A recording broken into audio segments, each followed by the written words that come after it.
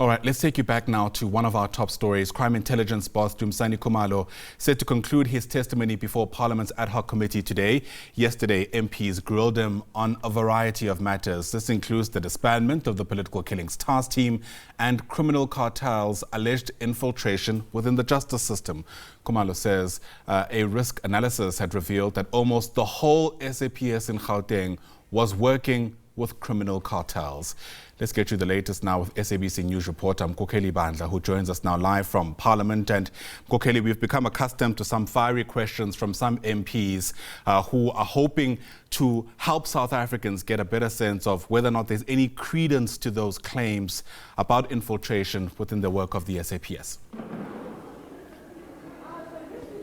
Good morning, Ayanda, and to the viewer of the SABC. Indeed, quite startling allegations made yesterday in this committee by the crime intelligence boss, Dumisani Khumalo, who is appearing for the second day today.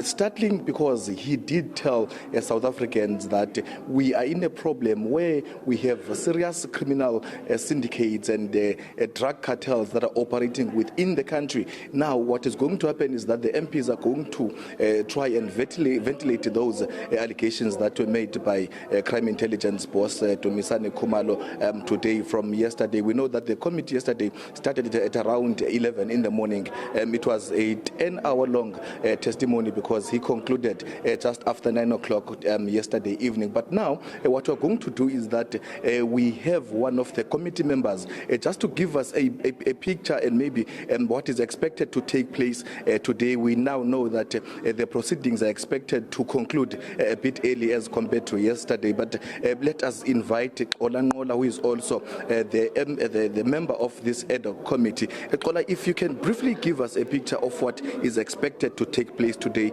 from yesterday. Well, today we will continue with leading evidence by members asking questions. Then what to conclude, I think immediately after lunch, and those who, the evidence leaders, if they think that there are issues that they need to touch on, that the gaps were left, they will be allowed to do that. Then we'll close the testimony of General Khumalo.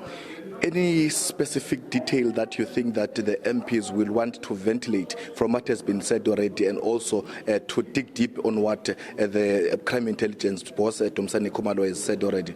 Well, there are a lot of issues that he has said. Remember, it's a very lengthy statement. It speaks about the deep rot that is happening within the crime, the law enforcement agencies in the country, including how police in Gauteng have been eroded by serious criminals. They dine with them, they drink with them, they're investigating the same cases. A lot of issues, including the issue of dockets. You'll remember that there is a docket that apparently was taken to court.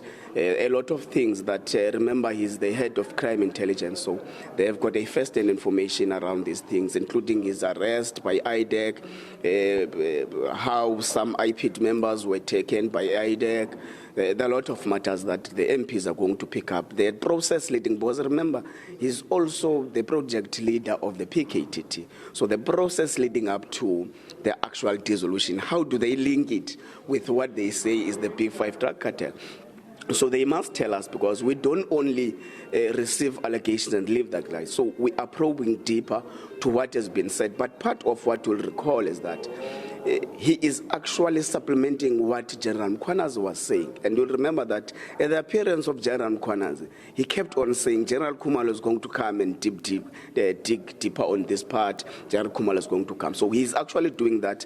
And we're quite happy with the statement now. We are just ensuring that we leave no stones unturned.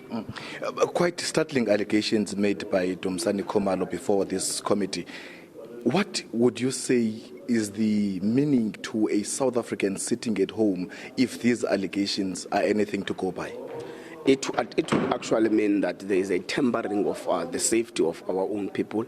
It would actually mean that there is a capture of the security forces of the country that it poses a very serious life risk to the South African people. And we are saying this, we are at the tail end of the ad hoc committee, but the work must not. ad hoc committee is going to end, the ad hoc committee is going to do its findings and recommendations, recommend to the House, and say the relevant bodies must therefore continue with the work, because the ad hoc can't be there forever. It will have an end date, but the work must not end, must not die with the ad hoc committee. After that, people we expect to see arrests. We expect to see prosecutions. We expect to see consequence management to those police officials, to those IDEC officials, to those prosecutors, to everyone who would have been fingered out, and there is evidence to that effect. So we will, as Parliament, regularly check up with how much work has been done in respect of this issue. How much work has been done in respect of this issue? So the work started with the ad hoc and Bandla, but it must proceed until the next 25 years, because we must root out this problem. Whether it's an allegation or it's not, it must be proven that this is a baseless allegation, but you can't wipe out every information.